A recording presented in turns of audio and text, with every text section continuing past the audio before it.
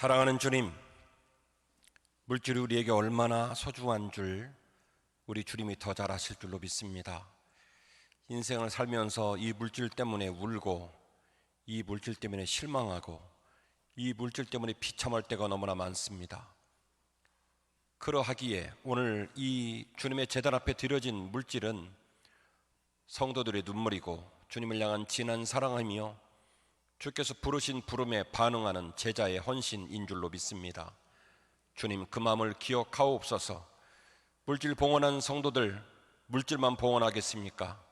마음을 드리고 시간을 드리고 열정을 드릴 터인데 생을 마치는 마지막 순간까지 주께서 우리 성도들과 함께 해 주시기를 원합니다. 필요한 물질의 복이 있게 하시고 건강의 복과 자녀의 복과 사업의 복과 일터의 복이 있게 하셔서 주님과 동행하는 발걸음, 복된 발걸음 되게 하시고 주께 영광 돌리는 아름다운 주의 백성들 되게 하옵소서. 오늘 귀한 말씀을 나누고자 합니다. 우리 모두에게 열린 마음 주시고 사탄마귀 물러가게 하시고 주님의 거룩한 성령 이 예배 가운데 충만하게 역사하여 주옵소서. 예수님 이름으로 축복하며 기도하옵나이다. 아멘. 할렐루야. 그동안 간의 기챙이랑 망강하오신지요?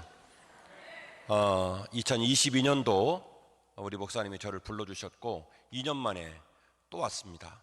아마 목사님이 2년마다 한 번씩 부를 계획이신 것 같은데 너무 뵙고 싶었고요. 왜냐하면 저는 여러분들을 잘 몰라요. 그런데 여러분이 잘 알고 있는 목사님 사모님을 너무 사랑합니다.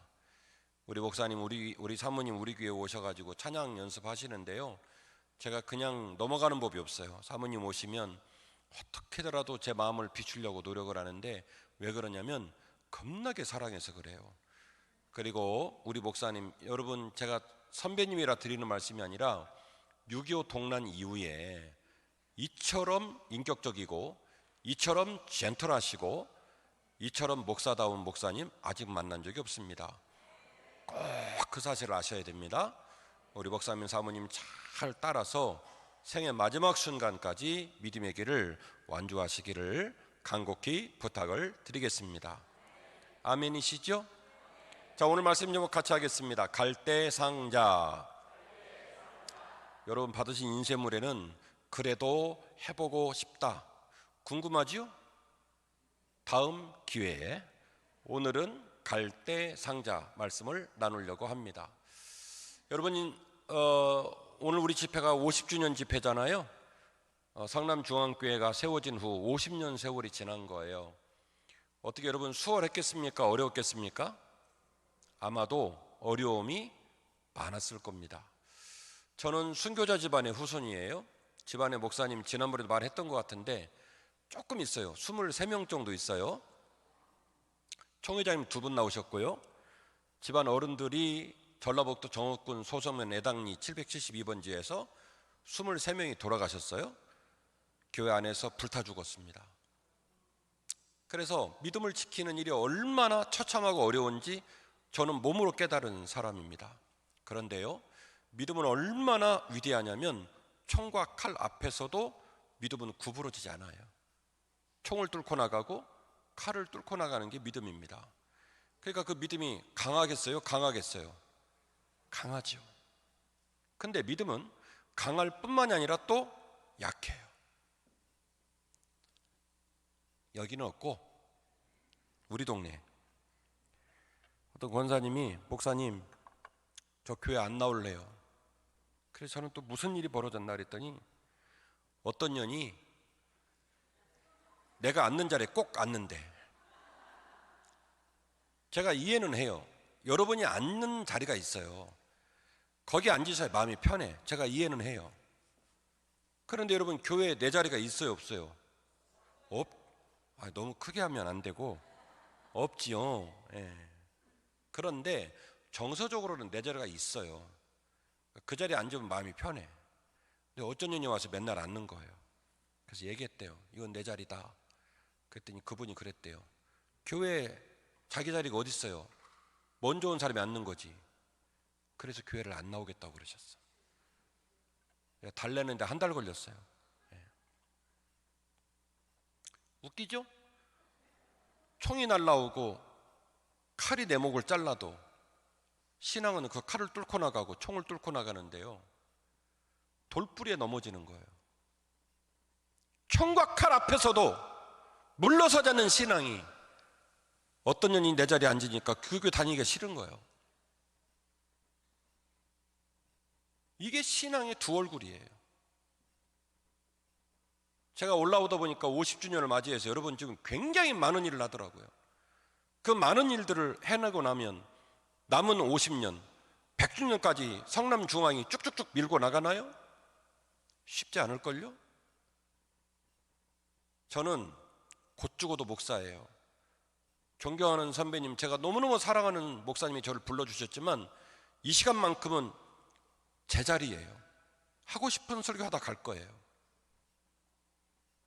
오늘 죽더라도 믿으려면 제대로 믿고 말란 말고, 솔직히 세상 사는 게 얼마나 분주한데 우리같이 바보 같은 인간들이 어디 있습니까? 피곤한데 빨리 가서 반바지 갈아입고 비빔밥 비벼 먹으면서 선제를 봐야 되는데,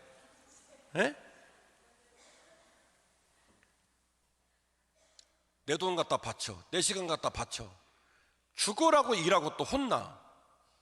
세상 사람이 우리의 행위를 누가 이해를 하느냐 말이에요. 짧은 시간이지만 오늘 귀한 말씀을 통해서 우리의 믿음의 현 주소, 내 마음속에 있는 믿음의 무게감을, 내 믿음이 과연 이 세상의 난관과 역경을 뚫고 나갈 수 있는 힘이 있는지를 확인하시는 소중한 시간 되기를 주의 이름으로 축원합니다. 그래서 설교 제목이 딱 하나예요. 갈대상자. 오늘 이후로는 주무시다가 잠꼬대도 갈대상자, 갈대상자. 밥 먹다가 남편한테 시금치를 고면에서도 여보 시금치 좀 먹어, 그래야 고지혈증 사라진대요. 갈대상자. 아이를 학교 보낼 때도 아이야 오늘 가서 공부 열심히 하거라. 갈대상자. 아침에 출근하려고, 아멘 하실 타이밍이었어요. 아침에 출근하려고 차에 탁 앉아서 핸들을 잡으면 갈대상자. 아멘, 아멘. 자, 첫 번째 갈대상자의 의미입니다. 갈대상자는 가장 약한 자의 가장 간절한 희망입니다. 같이 할까요? 갈대상자는 가장 약한 자의 가장 강력한 희망입니다. 아멘. 오늘 우리 존경하는 목사님이 본문을 읽어주셨는데, 그 본문은 애굽에서 일어난 사건이에요. 잘 아시는 것처럼 스데반 집사의 증언 때문에 숫자가 와리까리 하는 건 합니다만은 창세기 버전으로 보면 70명이고요 스데반 집사의 고별 설교를 보면 75명으로 나오다 보니까 내려간 인원이 70명이다 75명이다 왔다 갔다 하는데, 제가 이제 박사니까 두 가지 다 보던 말씀드린 거예요. 약 70에서 75명이 요셉의 인도를 따라 야곱의 가문이 애굽으로 내려가게 됩니다. 애굽으로 내려갔을 때 애굽의 이집트의 수도는 어디냐면 테베라는 지역이에요. 제가 빨리 오다 지도를 마련을 못했는데, 나일강 삼각조수 밑으로 쭉 내려가면 거의 100km 더 떨어진 곳에 테베라고 하는 수도가 있었어요. 그러면 요셉이 국무총리니까 요셉의 일가들이 쭉 내려오면 나일강 삼각주 고센 땅으로 가야 되겠습니까? 테베로 가야 되겠습니까? 제가 질문하잖아요. 틀려도 괜찮아요. 틀린다고 구속시키지 않아요. 그러니까 막 던져요. 요셉이 지금 국무총리입니다. 보통 국무총리가 아니라 흉년 7년, 풍년 7년을 맞춘 사람이에요. 그래서 흉년이 오기 전 풍년 7년 동안에 곡간을 쫙 마련해가지고 흉년 7년을 버틸 수 있는 준비를 완벽하게 맞춘 장난이 아닌 국무총리예요. 그 국무총리의 가족이 와요. 그러면 테베로 가야 되겠어요? 고센으로 가야 되겠어요? 테베로 가야죠. 우리로 말하면 서울 스필시로 가야 될 거 아닙니까? 그런데 요셉이 가족들을 어디로 모시냐면 고센 땅에 모십니다. 고센은 테베에 비하면 가나안 땅으로 입성하는데 가장 가까운 지역인 땅이에요. 거기에 이스라엘 백성 75명이 모여서 약 400년을 지나게 됩니다. 오늘 읽으신 본문의 말씀의 배경은 그렇습니다. 역사학자들에 따르면 아마도 람세스 2세 때일 거라고 추정을 합니다. 약 400년이 지난 후 람세스 2세가 됐을 때는 멤피스라는 고센 땅에 있는 나일강 상가쪽 꼭지점에 멤피스라는 지역이 있는데 멤피스로 수도가 이사를 옵니다. 그리고 람세스 2사 때는요, 자국민들에게서도 종을 많이 징집을 했고요, 타국민 중에서도 종을 많이 징집할 때예요. 국력을 확장하고, 그리고 우리가 알고 있는 스핑크스, 피라미드 많은 건물들을 짓고, 그래서 왕이 권력을 훨씬 더 강화시킬 때예요. 성경은 뭐라고 말하냐면 당시의 왕들은 요셉의 일가의 은혜를 다 잃어버린 사람들이었다. 요셉이 어떤 인물인지를 잃어버리는 사람들이었다. 그러면 그 요셉의 후손인 이스라엘 백성들이 고맙겠어요? 꼴보기 싫겠어요? 질문하잖아요. 요셉이 일가의 은혜를 다 잃어버렸다니까요. 그리고 람세스 2세를 비롯한 파라오들은요, 권력을 확장하고 있을 때인데요, 그러면 이스라엘 백성이 눈의 가시처럼 미우지 않았겠습니까? 미웁죠. 그래서 우리가 읽은 본문의 말씀은 이렇습니다. 두 가지의 끔찍한 일이 벌어지는데요, 하나는 남자아이가 태어나면 다 죽여버리라는 거예요. 끔찍한 얘기예요. 또 하나는 살아있는 인간들한테도 뭐라고 얘기를 했냐면, 너희들이 벽돌을 만들 때 과거처럼 집을 주지 않을 터이니 집 재료를 스스로 구해다가 벽돌을 만들되 벽돌을 만드는 개수를 줄이지 마라. 그런 표정 지으면 안 돼요. 지난주까지 불교다인 줄 것 같잖아요. 목사님 아시는데 저러시는 거죠? 네, 그런 줄 믿고 제가 설교할게요. 성경에 나와요. 내가 너희들에게 더 이상 집을 주지 않을 것이다. 그러니 너희들 스스로 집 구해서 벽돌 찍어내. 그리고 집을 안 줬기 때문에 내가 벽돌 생산량을 25% 빼줄게. 이게 아니라 어떻게 해요? 그전과 똑같이 만들어. 이런 거예요. 여쭤볼게요. 여러분이 이런 상황에 놓이면 살 것이요, 죽 것이요? 죽 것이요. 남자는 태어나면 다 죽이죠. 살아있는 것도 지겨운 게 눈만 뜨면 벽돌을 찍어내려니 죽을 맛이죠. 그런 상황에 오늘 본문의 일이 벌어진 거예요. 자, 레위 지파의 아므람이라는 남편, 부인이 요게벳인데요, 아므람하고 요게벳이 아들을 낳았어요. 그런데 이미 이 집에는 미리암이라는 누이도 있었고, 그 위에 3년 위의 형 아론이 있었어요. 물어볼게요. 저는 더 깊이 성경을 연구하는 사람이라, 그리고 제가 박사학위까지 있으니까 그냥 제가 말하면 그러려니 하세요. 맞아요. 궁금하면 집에 가서 연구하시고. 물어봅시다. 모세보다 아론이 몇 살이 많냐면 3살이 많아요. 근데 아론이 죽을 뻔했다는 얘기 있어요, 없어요? 들으신 적 있어요, 없어요? 없어요. 그 말은 무슨 얘기냐? 모세가 재수가 없어도 더럽게 없다는 거예요. 영아를 학살하라는 명령에 아론은 해당이 안 됐다는 얘기입니다. 만일 3년 선배인 아론 시대에도 영아를 학살을 했다면 죽었든지, 아니면 오늘 모세에게 했던 조치가 누구한테 먼저 선행이 되냐면 아론에게 선행이 됐겠죠. 그러나 아론은 그냥 아론이에요. 그러니까 아론이 태어나서 자랄 때만 해도 그렇게까지 핍박을 하지는 않았나 봐요. 그래서 아론은 열애입니다. 3살 형이에요. 근데 이 끔찍한 가슴 아픈 얘기가 누구한테 해당이 됐냐면 이제 막 태어나는 모세한테 해당이 된 거죠. 성경은 이렇게 기록하고 있습니다. 모세를 낳는데요, 부모님이 보니까 너무 예뻤대요. 너무 예뻤대요. 그래서 부모는 결심을 합니다. 여보, 당신과 나의 목숨을 걸고 이 아이를 지키자. 그래서 그 아이를 숨기고 젖을 먹입니다. 여러분은 여러분 얘기는 중요하고 남 얘기는 아무 관심이 없어요. 남자아이 나면 죽여라, 숨기면 니들이 죽어, 이 명령을 누가 내렸냐면 윤석열 대통령이 내린 게 아니고 파라오가 내렸다니까요. 아니 좀 감정이입을 해서 들어가 봐요. 여러분 여쭤볼게요. 대통령 권력이 어마무시하죠? 근데 대통령은 입법 3부가 있는 현대사회 대통령이에요. 대통령 혼자 쥐라펴라 가지 못해요. 그런데도 대통령의 권한이 어마어마하거든요. 그런데 말이죠, 고대사의 왕은요, 입법 3부는 있지도 않아요. 왕이 곧 뭐냐면 법이에요. 왕이 곧 신이에요. 파라오들을 왜 미라를 만들 줄 아십니까? 죽어서도 안 죽는다고 믿었기 때문에. 그래서 땅속에다가 피라미드를 만들고 죽어서 통치하시라고 순장제도로 수많은 병사들을 집어넣고 부장제를 집어넣고 죽은 다음에도 영원토록 사시라고 피라미드 만든 거 아닙니까? 아니, 다큐멘터리 프로그램도 좀 보세요. 선제만 보지 마시고. 맞잖아요. 그러니까 고대 사회 왕은요, 그냥 왕이 아니에요. 대통령이 아니에요. 그는 곧 신이요, 그는 곧 법입니다. 그 어마어마한 권력을 가진 왕이 뭐라고 말했냐면, 야, 남자애 태어나면 죽여. 이걸 어기면 어떻게 돼요? 누가 죽어요?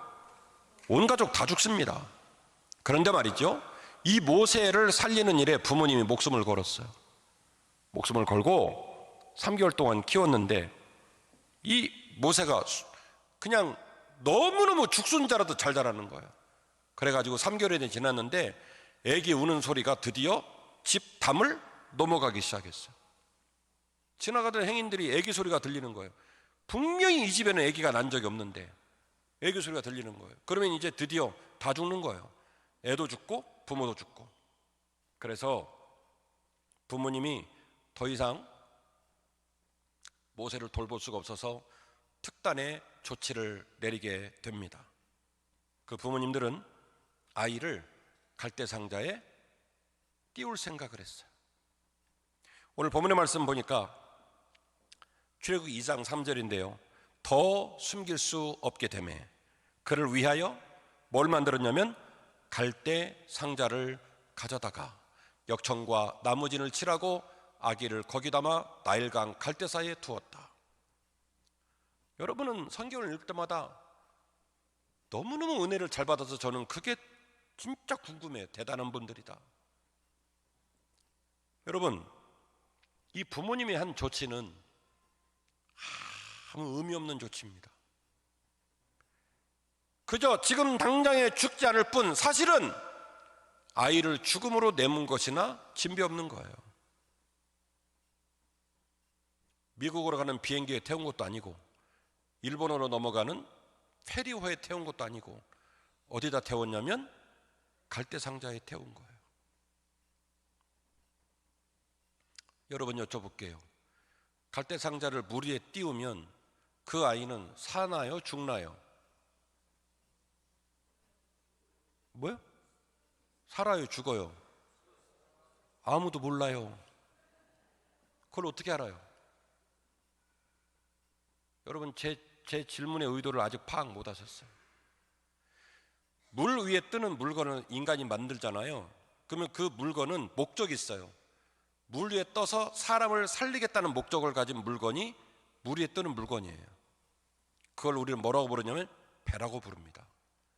배를 만들어서 물 위에 띄우잖아요. 그럼 배를 만드는 사람은 물 위에 배를 띄워서 반드시 배 안에 있는 물건, 사람이든 동물이든 어떤 이동을 시키기를 원하는 수화물이든 배에 실려있는 물건은 목적지를 가야 되고 사람은 목숨을 살려야 되고 동물도 동물을 지키기 위하여 배를 짓습니다.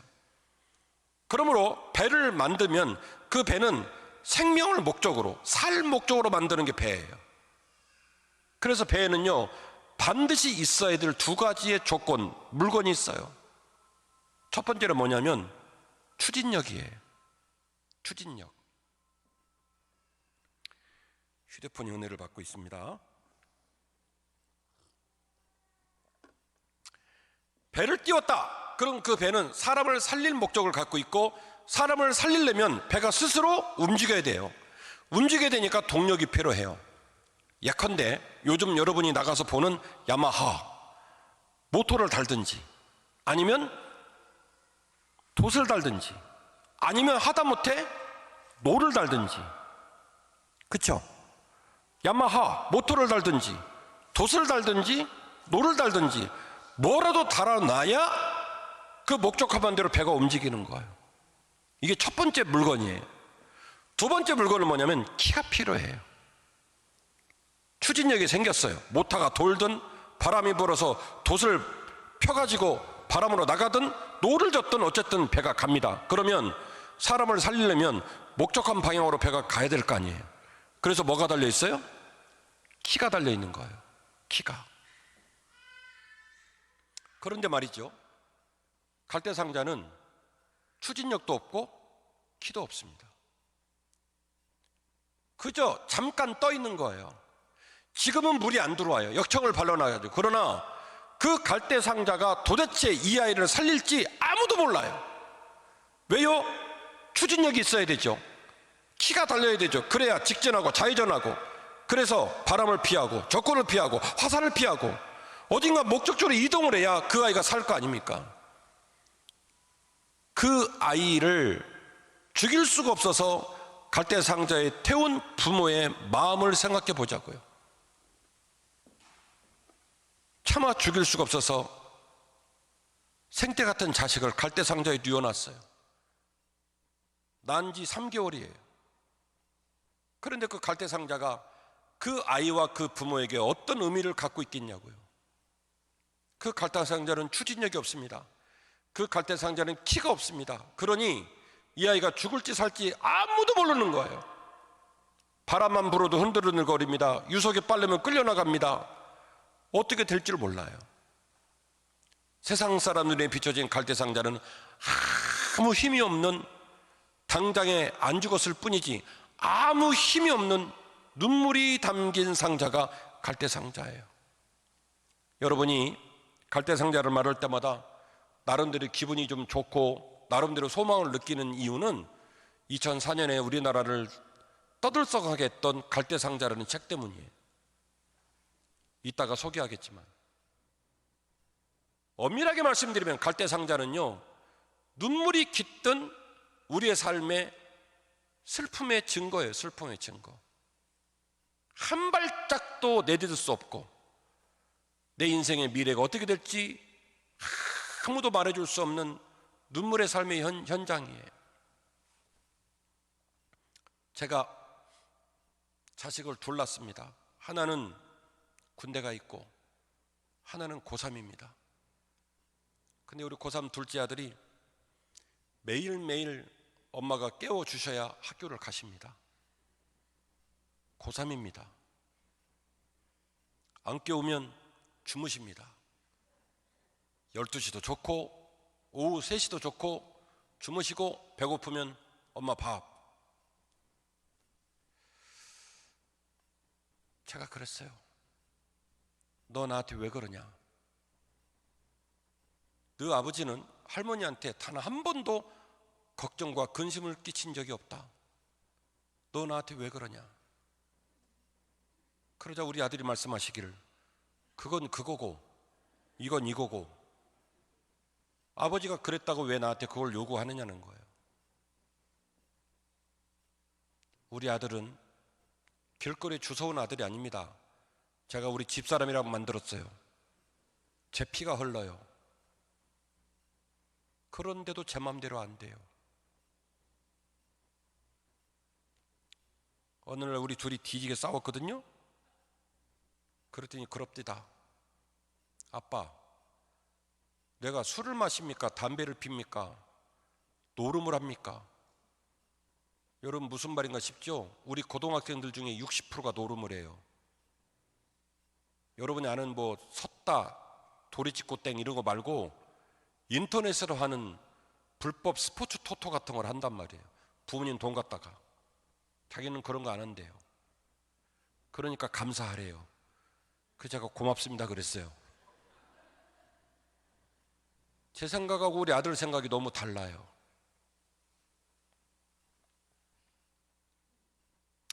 (13년) 전에 한빛교회 부임했습니다. 제 나이 43. 빚은 22억. 원로 목사님, 11분의 장로님, 내가 어떻게 이 교회를 끌고 갈까 너무너무 겁이 나서 옥상에서 많이 울었어요. 그리고 13년 세월을 달려서 지금 이곳에 서 있습니다. 생각해보면 자녀를 양육하는 것도, 목회를 하는 것도, 사업장 일터, 우리의 건강을 지키는 것도 아무것도 우리의 뜻대로 되는 게 없어요. 우리 맘 같으면 우리한테는 엄청 잘 달리는 야마하 모터가 달려있고, 우리 손에는 키가 있어서 맘만 먹으면 좌회전 우회전 하고 싶은 대로 쭉쭉 밀고 나가면서 인생을 세상같이 살 거라고 생각을 했지만, 우리 손에 들고 있는 키가 진짜 우리를 생명의 길로 인도할 수 있을지 저는 자신이 없어요. 우리가 젊음이 있고 돈이 있고 시간이 있고 기회가 있어서 아침 일찍 일어나서 밤늦게까지 죽으라고 일을 합니다마는, 그렇게 일하고 열심히 사는 삶이 내게 기쁨과 보람이 될지 자신 있는 분 여기 있는지 모르겠지만 저는 자신이 없어요. 그래서 저는 저의 인생도 그렇고 여러분들의 인생도 그렇고 세상이라는 거대한 파도 앞에 우리가 마치 갈대상자에 누워있는 모세라는 어린아이 같은 모습이 아닌가 하는 생각을 하게 돼요. 추진력이 없어요. 키도 없어요. 마음은 원이 많아요. 하고 싶은 것도 많고 이루고 싶은 것도 많고 세상 가운데 빛나는 삶으로 살겠다고 우리가 마음 가운데 뜻을 품은 건 많습니다만은, 살면 살수록 우리가 느끼는 것은 인생이라는 파도가 견디기가 어렵고 인생이 우리 뜻대로 참 안 되는구나 라는 사실을 깨달을 수밖에 없더라는 것이죠. 갈대상자는 가장 약한 자가 가장 간절한 마음을 담아 놓은 희망의 상징이에요. 저와 여러분이 오늘까지 살아온 삶을 돌아보면서 성남중앙교회 앞으로의 50년, 또 우리의 남은 삶의 시간들을 생각하면서 우리의 삶이 갈대상자에 담기기를 주의 이름으로 축원합니다. 그러면 제가 왜 그 힘없는 갈대상자의 의무부여를 하느냐, 두 번째 주제인데요, 갈대상자는 하나님의 은혜가 담기는 기적의 장소인 줄로 믿습니다. 갈대상자는 하나님의 은혜가 담기는 기적의 장소인 줄 믿으시길 바랍니다. 자, 부모님이, 요게벳이랑 부모님이 모세를 갈대상자에 태워가지고 물 위에 떼어놨어요. 여러분 물어봅시다. 갈대상자를 잘 보이는 곳에 놨겠어요? 잘 안 보이는 곳에 놨겠어요? 아주 좋아졌어요. 반응하시는 거 보니까. 질문하면 반응을 하세요. 자, 갈대상자를 잘 보이는 곳에 놨겠어요? 잘 안 보이는 곳에 놨겠어요? 쌈나겠는데? 아마도 잘 안 보이는 곳에 놨을 겁니다. 왜냐하면 그때는 왕의 국법이 작동 중에 있는 거예요. 히브리 남자아이는 다 죽여라. 딱 봐도 히브리 남자인데 잘생겼어요. 3개월 동안 또 젖을 많이 먹어서 포동포동해서 딱 봐도 히브리 아이예요. 이 아이가 갈대상자에 누워가지고 있는 거예요. 걸리면 죽어요. 그래서 오늘 본문에 말했던 것처럼 갈대상자를 갈대 사이에다가 넣어놓은 거예요. 갈대상자를. 다시 질문합니다. 이 갈대상자에 있는 아이는 눈에 띄기가 쉽겠어요? 어렵겠어요? 당연히 어렵죠. 왜요? 놀 때도 잘 안 보이게 놨기 때문에 띄기가 쉽지가 않죠. 그래서 어머니 요게벳은 미리암을 보내서 갈대상자를 쳐다보게 합니다. 왜요? 갈대상자가 지금 사람 눈에 잘 안 띄는 곳에 놓여 있어요. 이 아이가 어떻게 될지를 몰라요. 그래서 미리암이 보고 있어요. 먼 발치에서. 그런단 말이죠. 놀라운 일이 벌어집니다. 출애굽기 2장 5절인데요. 바로의 딸이 목욕하러 나일강으로 내려오고 시녀들은 나일강가를 거닐 때에 그가 갈대사의 상자를 보고 시녀를 보내어 가져다가 그랬습니다. 이상해요, 이상해요. 본문의 말씀 떼어놓으세요.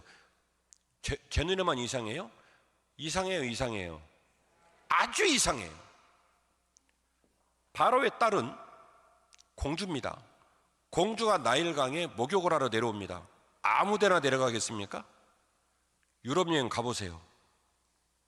강가에 귀족이나 높은 사람이 목욕을 하는 시설은요, 강가 이어도 어마무시합니다. 시설을 굉장히 잘 갖춰놓고 목욕을 하지, 우리 옛날에 시골에서 냇가에서 그 미역 감듯이 그렇게 하는 거 아니요.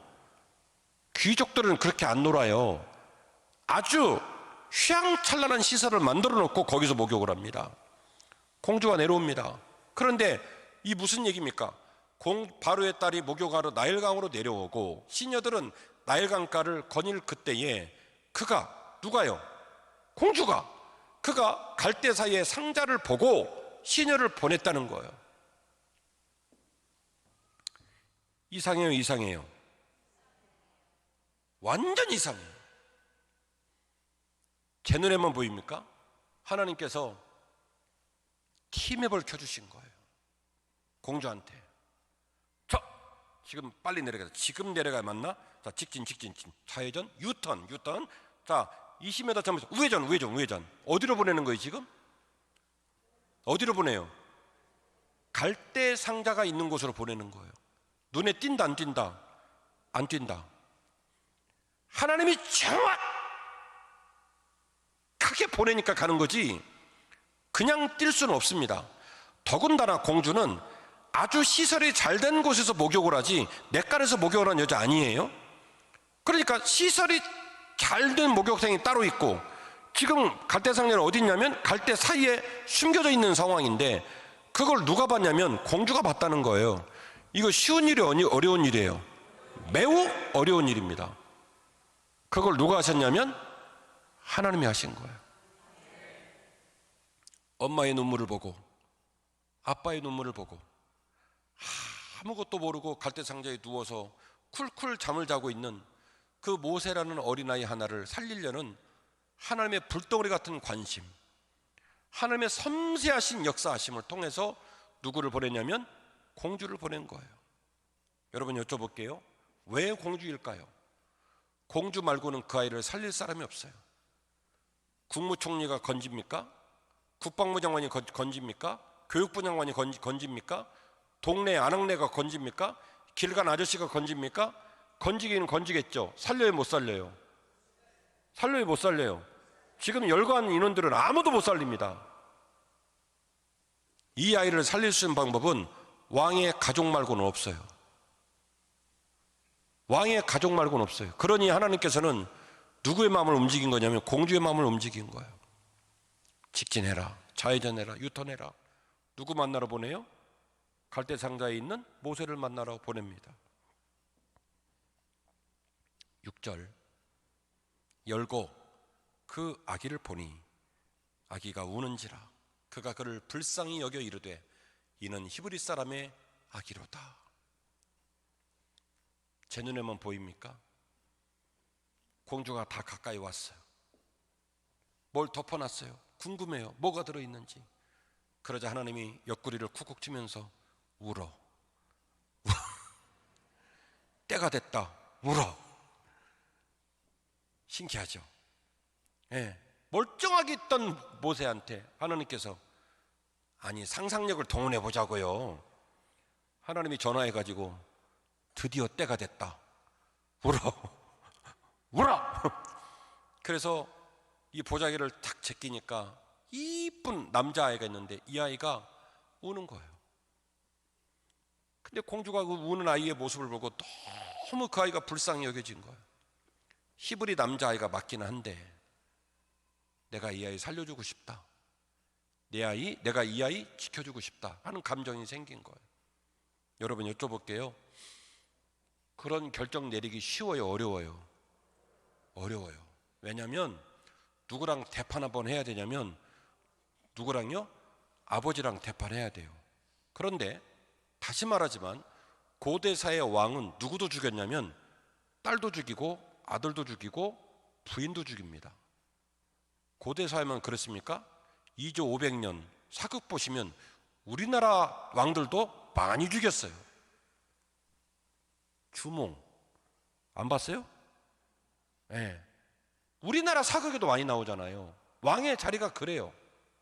감히 공주가 아버지한테 아버지의 명을 어기고 아버지를 대적해서 어떤 일을 결정한다? 쉽지 않아요. 그런데 어찌된 일인지 이 아이가 우는 모습을 보자마자 이 공주의 마음이 각성이 됐어요.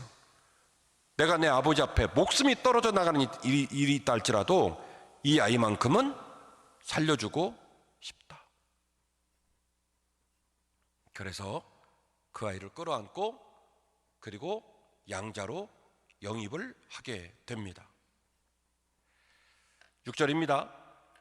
열고 그 아이를 보니 아기가 우는지라 그가 불쌍히 여겨 이르되 이는 히브리 사람의 아기로다. 그의 누이 미디안 말하는 거예요. 그의 누이가 바로 딸에게 이르되 내가 가서 당신을 위하여 히브리 여인 중에서 유모를 불러다가 이 아기에게 젖을 먹이게 하리이까. 웃기는 장면이 나옵니다.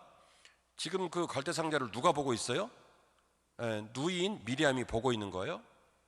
그런데 기가 막히게도 외통수로 공주가 와가지고 드디어 갈대상자를 열어봤고 자기 동생 모세를 양자로 키울 결정을 내리게 됩니다. 그러자 미리암이 얼른 다가와서 공주한테 물어봐요. 공주님은 아직 아기를 안 낳으셨잖아요. 그렇지. 젖이 안 나오잖아요. 그렇지. 근데 이 아이를 보시면 젖을 많이 먹게 생겼잖아요. 그렇지.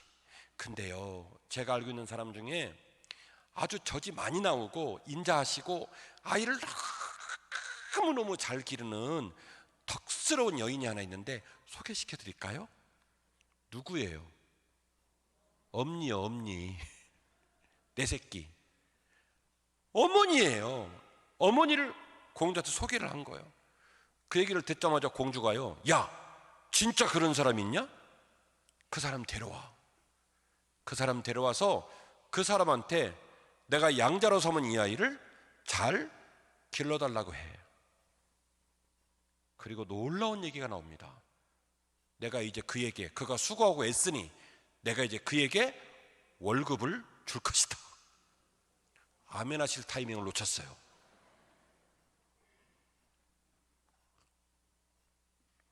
죽을 수밖에 없습니다.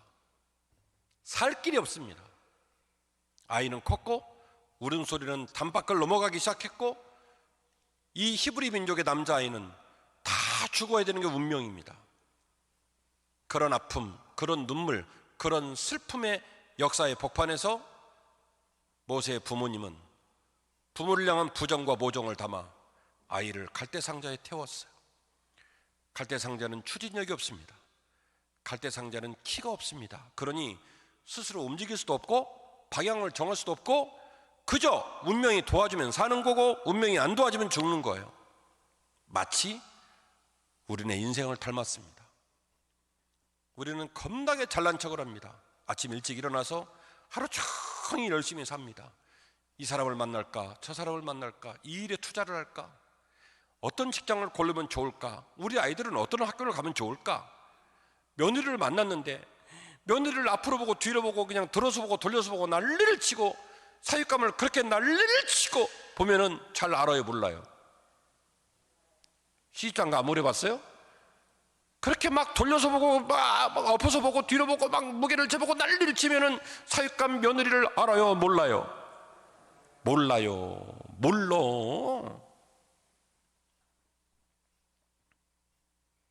제가 신방 갔더니 권사님 막 울면서 오해하지 말고 들으세요. 옛날 얘기니까. 목사님 어쩐대요? 제가 뭘 어째요? 짐승이면 잡아먹어버리면 썩었고 남으면 불로 쳐질르면 되겠는데 어쩌면 좋대요? 뭘 말하는지 제가 알아들었어요. 정확히는 말하지 않을게요. 시어머니가 하는 소리요. 뒤통수만 봐도 미웁대?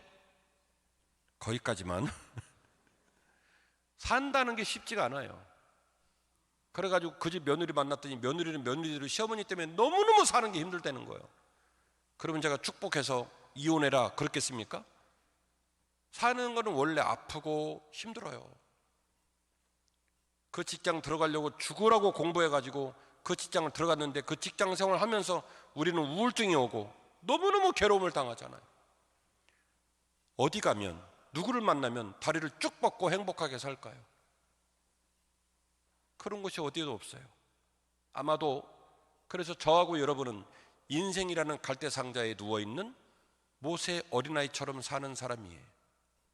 스스로 움직일 수도 없고 스스로 방향을 정할 수도 없고 그저 운명의 반토막 속에서 살지 죽을지도 모르고 지금 당장의 물 위에 떠 있기만 할 뿐이에요.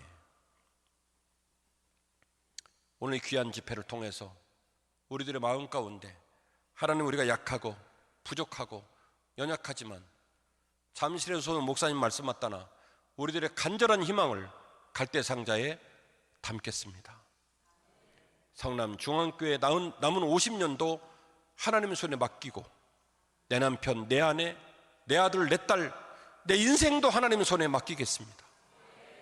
하나님이 공주를 파송하시고 하나님이 공주의 눈길이 머물도록 했던 것처럼 하나님께서 우리 집안의 갈대상자에, 우리 아들의 갈대상자에, 내 남편의 갈대상자에 하나님 눈길이 임하게 해주시고, 얘야 울어야 된다 라고 지혜를 주셨던 것처럼 울어야 할 때 울게 하시고, 웃어야 할 때 웃게 하시고, 투자해야 할 때 투자하게 하시고, 멈춰야 될 때 멈출 수 있는 지혜를 허락하여 주옵소서.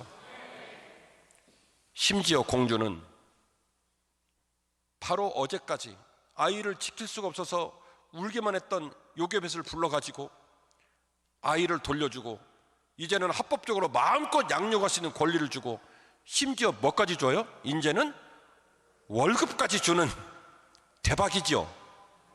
인생이 뒤집어진 거 아닙니까? 어제까지는 뭐예요? 젖을 먹이면서도 막 우는 거예요. 애기야, 내가 내일도 너에게 젖을 줄 수 있고 내가 내일도 너를 지킬지 자신이 없다. 그랬던 요게벳에게 딱 하루가 지났는데 애기 맡겨줬죠. 마음껏 공개적으로 기르라고 권리를 줬죠. 심지어 내 새끼를 내가 먹이는데 뭘 줘요? 월급을 주잖아요. 할렐루야. 이런 역사가 저와 여러분에게 있기를 주의 이름으로 축원합니다. 이씨 교회 다닌다며? 교회를 뭐하러 다녀? 떡이 나오디 물이 뭐 밥이 나오디. 그 여러분이 그러는 거예요. 근게 말이요, 그러면 안 된다고 그랬잖아요. 야, 이 사람아, 자네가 몰라서 그렇지 떡도 나오고 밥도 나오고 건강도 지켜주시고 무엇보다도 내 인생의 가치를 깨우쳐 주셔서 나는 그분의 은혜로 여기까지 살았어. 말 그렇게 하지 마. 아니, 이 정도 담대하게 답이 나와야 신앙생활에 맛이 있지. 교회를 왜 다니냐? 떡이 나오디 밥이 나오디. 그랬더니 고개를 떨구면서 근게 말이요, 그게 뭐예요? 이왕 믿으려면 갈대상자에 임한 그 하나님의 놀라운 기적 같은 돌봄과 하나님의 놀라운 생명의 잔치에 우리 모두도 주인공 되어야 되지 않겠습니까? 하나님이 일하십니다. 하나님이 살아계십니다. 하나님이 나를 돌봐 주십니다. 신앙생활은요, 체험의 종교예요. 사랑하는 우리 선배 목사님이 하나님을 아무리 곤백 번 만나셔도 여러분이 못 만나면 말짱 꽝이요. 제 말이 틀려요? 제가 오늘 약속을 어겨갖고 우리 목사님하고 저하고 샌드위치 먹었다요? 근데 우리가 오늘 샌드위치 맛있는 거 먹었거든요? 그러니 여러분도 배부르죠? 제 말 이해하셨어요? 저하고 우리 목사님하고 샌드위치를 맛있게 먹었다니까요? 그럼 여러분이 배불러요? 아니거든요. 목사님이 아무리 하나님을 많이 만나도 여러분이 못 만나면 아무 의미가 없어요. 장로님 마찬가지고요. 아버지가 장로님이어도 아들은 아들 나름대로 하나님을 만나야 되는 거지, 아버지가 장로님이니까 아들이 오토매틱으로 천국 간다? 땡이요. 우리 모두에게 갈대상자의 소망과 갈대상자의 결단이 있었으면 좋겠고요, 그 갈대상자의 믿음을 담고 그 갈대상자의 눈물을 담고 그 갈대상자의 주님을 향한 희망을 담을 때 주님의 손길과 주님의 눈길이 갈대상자에 임하시기를 주의 이름으로 축원합니다. 나 혼자는 할 수 없지만, 내 능력으로 할 수 없지만 주님의 손길이 갈대상자에 닿으면 말도 안 되는 일이 벌어지는 거예요. 공주의 눈에 갈대상자에 띄질 않나. 모세가 딱 울었는데 그 타이밍에 공주의 그냥 마음이 녹아내리질 않나. 아버지랑 한판 뜰 계획을 하고서라도 내가 이 아이를 양자 삼겠다. 재밌죠?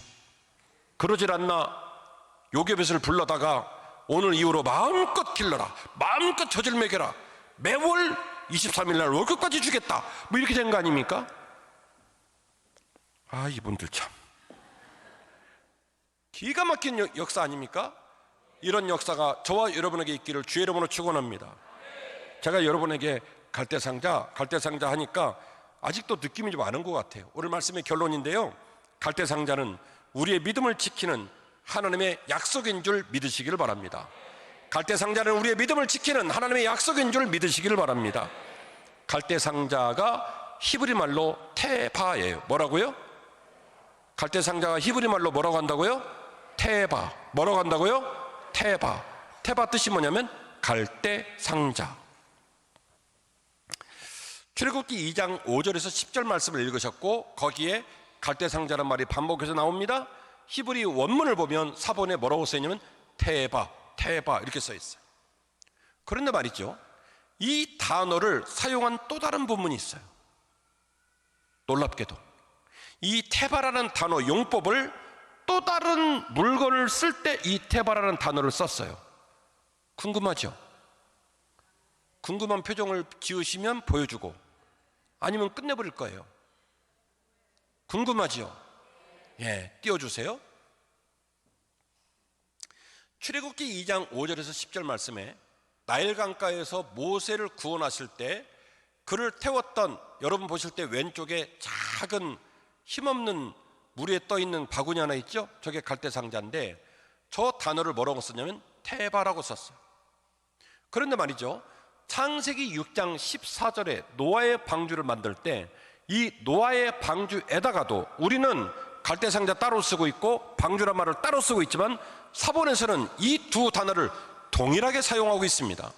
그 단어가 뭐냐면 바로 테바입니다. 크기를 보면 방주는 노아의 방주에 비해서 어마어마하게 큽니다. 지금 우리로 말하면 축구장 정도 돼요, 사이즈가. 그런데 그렇게 큰 방주는, 노아의 방주는 갈대상자와 다릅니까? 사이즈만 다를 뿐이지 운명은 똑같습니다. 왜냐? 노아의 방주는 추진력이 없었어요. 돛대를 단다든지 노를 단다든지, 뭐 그때는 야마하 모타가 없었으니까 모타는 달 수 없었겠지만 모타도 없고 돛도 없고 노도 없어요. 그럼 물어봅시다. 여러분이 제가 이 갈대상자를 말할 때는 반응이 뜨뜻미지근해요. 왜? 별로 관심이 없어요. 조금만 하니까. 그럼 큰 걸로 바꿔볼게요. 큰 걸로, 어마어마하게 큰 걸로. 예? 목사님, 성남중앙교회 예배당이 방주처럼 생겼어요. 예, 이뻐요. 샥 이렇게. 예? 이런 어마어마한 사이즈의 배를 만들어 놨어요.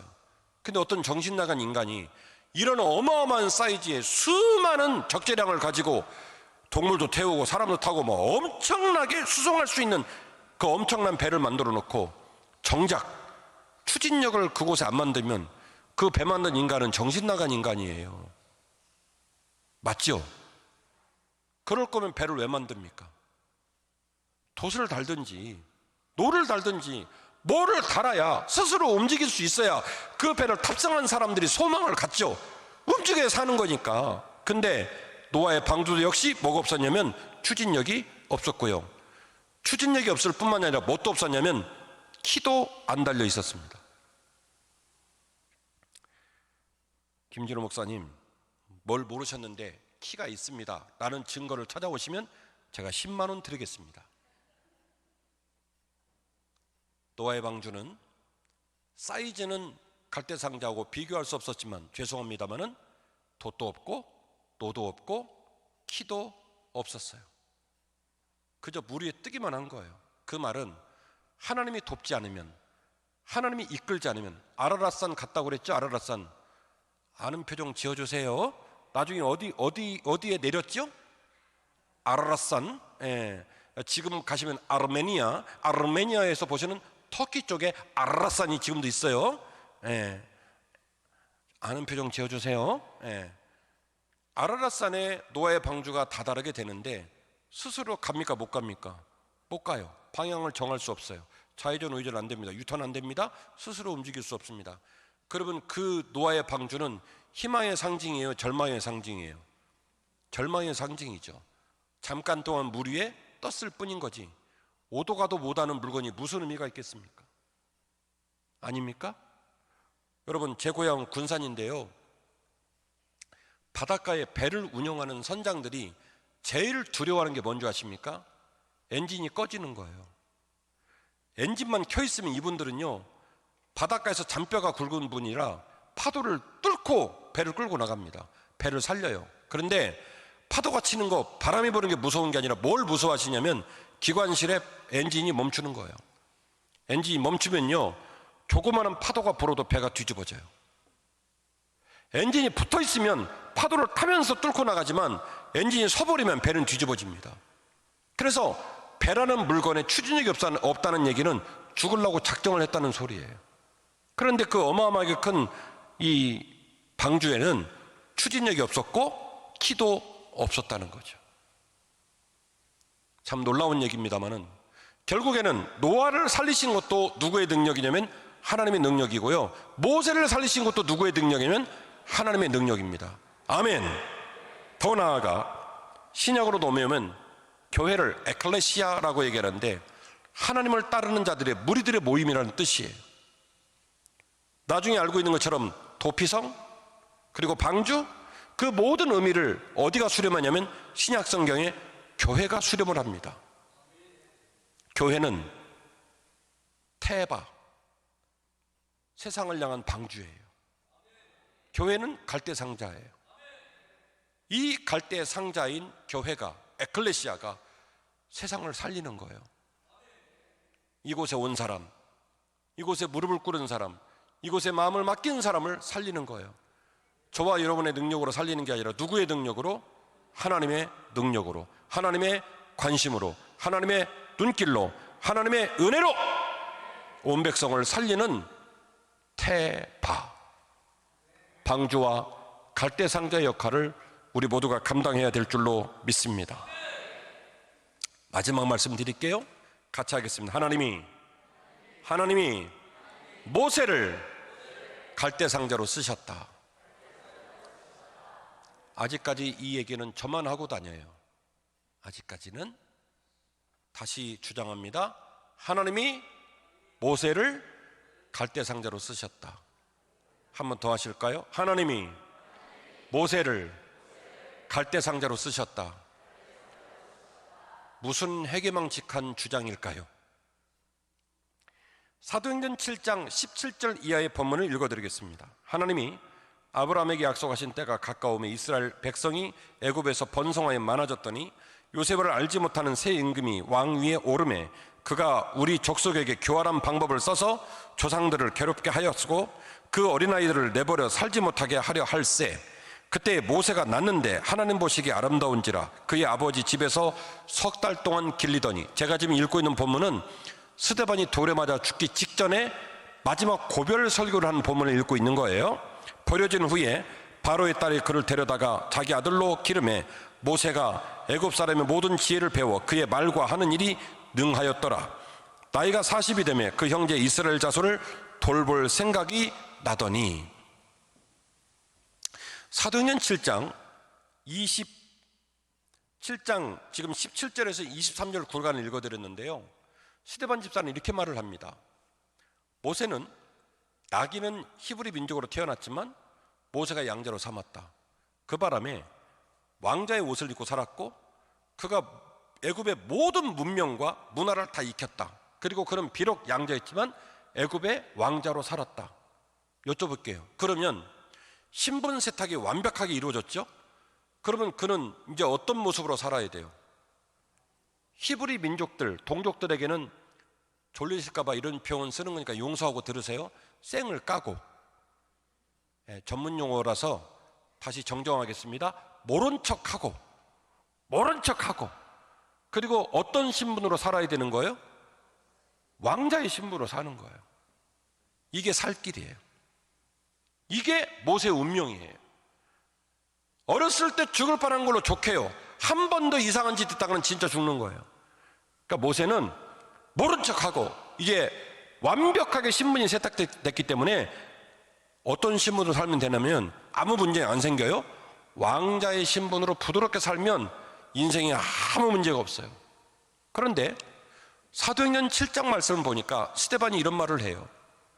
그런 부와 귀를 누리고 애굽의 모든 문명과 문화와 지식을 다 완비한 후에 엉뚱하게도 모세는 그의 민족들을 돌볼 생각을 마음에 품었다는 거예요. 제 얘기가 아니라 성경이 증언하고 있습니다. 물어볼게요. 이 마음을 모세가 저절로 품었을까요? 하나님이 주셨을까요?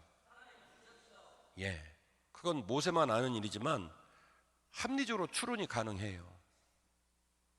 모세의 성경을 따르면 모른 척 해야 됩니다. 아는 척하면 인생이 꼬여요. 어려워진다고요. 죽을 위험이 있다고요. 그러면 모른 척하고 어차피 나는 왕자니까 그냥 한평생 모른 척하고 살면 되는 거예요. 그런데 왜 누가 시키지도 않은 고민을 모세는 하기 시작했을까요? 그 고민하면 인생이 꼬이거든요. 그 고민하면 인생이 위태로워지거든요. 그 고민하는 순간 그의 인생은 또다시 나락으로 떨어지거든요. 그 고민하면 안 되거든요. 그 고민하는 순간 인생이 망가지거든요. 그 고민하면 어머니 아버지가 또 울거든요. 그런데 왜 바보 멍텅구리처럼 모세는 그 고민을 하기 시작했을까요? 내가 내 민족을 품어야 되는데, 내가 내 민족을 품어야 되는데, 그런 바보 같은 인간이 어디 있어요? 어렸을 때도 죽을 뻔했잖아요. 천신만고 그때 여기까지 왔는데, 그랬는데 왜 다시 왜 인생을 위태로운 곳으로 끌고 가느냐 말이에요. 내가 내 백성을 돌봐야 되는데. 하나 더 읽어드릴게요. 히브리서 11장 23절입니다. 방금 말씀드린 사도행전 7장은 스데반 집사의 마지막 고별 설교고요. 히브리 기자는 똑같은 얘기를 다음과 같이 기록하고 있습니다. 히브리서 11장 23절입니다. 믿음으로 모세가 낳았을 때에 그 부모가 아름다운 아이임을 보고 석 달 동안 숨겨 왕의 명령을 무서워하지 아니하였으며, 믿음으로 모세는 장성하여 바로의 공주의 아들이라 칭함받기를, 놀라운 본문이에요. 칭함받기를 어떻게 했다고요? 스스로 거절하였으며, 도리어 하나님 백성과 함께 고난받기를 잠시 죄악의 낙을 누리는 것보다 더 좋아하였고, 그리스도를 위하여 받는 수모를 애굽의 모든 보화보다 더 큰 재물로 여겼으니 이는 상 주시는 이심을 바라봄이니라. 한술 더 떠요. 히브리 기자는 해석이 더 강력해집니다. 바로의 왕자라고 하는, 공주의 양자라고 하는 그 부와 권세와 누림의 모든 것들을 스스로 다 거절하고, 하나님 백성 때문에, 동족 때문에 고난당하고 핍박당하고 어려움 당하는 일을 더 즐겁게 여겼으며, 그리스도를 위하여 받는 수모를 애굽의 모든 보화보다 큰 재물로 여겼다. 히브리 기자는 출애굽기에 나온 모세의 삶을 이와 같이 해석하고 있습니다. 제 주장이 맞습니까? 하나님은 모세를 갈대상자로 쓰셨습니다. 갈대상자는 모세를 살린 물건입니다. 갈대상자 때문에 살았고요, 갈대상자에서 새로운 인생의 길을 걸었습니다. 그런데 모세는 그걸로 그치지 않고 모세 스스로가 갈대상자를 자원한 거예요. 이제는 내가 누구를 살리는 갈대상자가 되겠다? 내 민족, 내 백성, 하나님의 자손들을 살리는 갈대상자가 되겠다. 아직까지는 저의 주장이에요. 제가 계속 집회 다니면서 이 얘기를 하고 나면 되게 잘 나가는 분들이 김준우 목사 말이 맞다라고 말하는 날이 올 거라고 좀 믿고 계속 하고 다닐 거예요. 하나님은 모세를 갈대 상자로 쓰셨어요. 갈대 상자는 모세를 살린 물건이에요. 갈대 상자 때문에 모세가 살았어요. 갈대 상자 때문에 꿈을 꿨고 갈대 상자 때문에 죽다가 살았어요. 그러나 모세는 거기서 머물지 않고 어디까지 갔냐면 모세 스스로가 뭐가 됐냐면 갈대 상자가 된 거예요. 내 한 몸을 바쳐, 내 남은 인생을 바쳐 내 민족을 살리는 뭐가 되겠다? 갈대 상자가 되겠다. 실제로 모세는 목숨을 걸고 파라오 앞에 섭니다. 잘 아시는 것처럼 파라오가 얼마나 모세를 겁박했습니까? 물러서지 않고 내 백성 내놓으라고 얘기했고, 그리고 장정만 60만 대군을 잃고 나가다가 홍해 앞에서 백성들이 어떻게 했습니까? 애굽에 묻을 장지가 없어서 우리를 여기까지 끌고 나와서 우리를 죽이려고 하느냐. 그때 백성들이 모세 죽이려고 했습니다.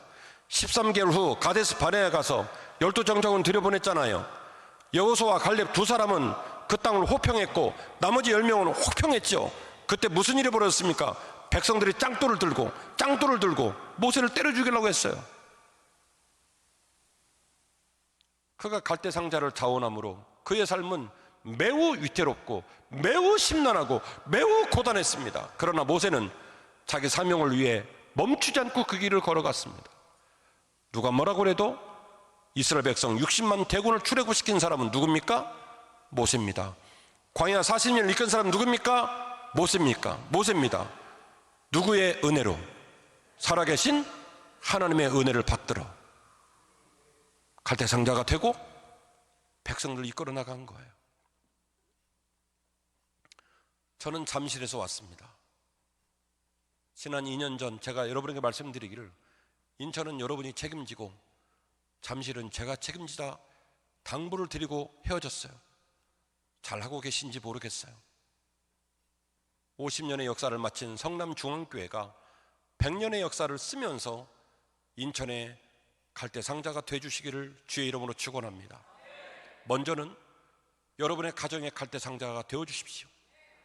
아직 예수를 믿지 않는 내 남편, 아직 주를 따르지 않는 내 부인, 교회 잘 나오다가 예수 믿는 일 때려친 내 아들과 내 딸, 내 손녀, 손자들을 위해 오늘 이후로 기도하십시오. 제가 알기로 기도는 땅에 떨어지지 않습니다. 여러분이 하나님 앞에 운다면, 여러분이 하나님 앞에서 매달린다면 하나님은 그 기도를 들으실 겁니다.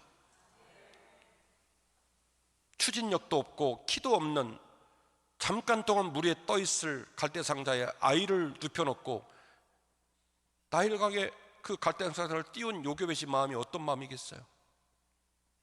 내 새끼가 이 밤을 지낼 수 있을까? 내 아이 생명이 이 갈대 상자에서 살아남을 수 있을까? 한치 앞을 알지 못하지만 간절한 희망을 담아 갈대 상자에 아이를 눕혔잖아요. 여러분의 자녀를 위해 울어주십시오. 성남중앙교회 남은 50년을 위해 울어주십시오. 인천 땅에 아직도 주의 복음을 모르는 이웃들을 위해 울어주시기를 주의 이름으로 축원합니다. 성남중앙교회는 인천을 살리는 갈대상자이어야 합니다.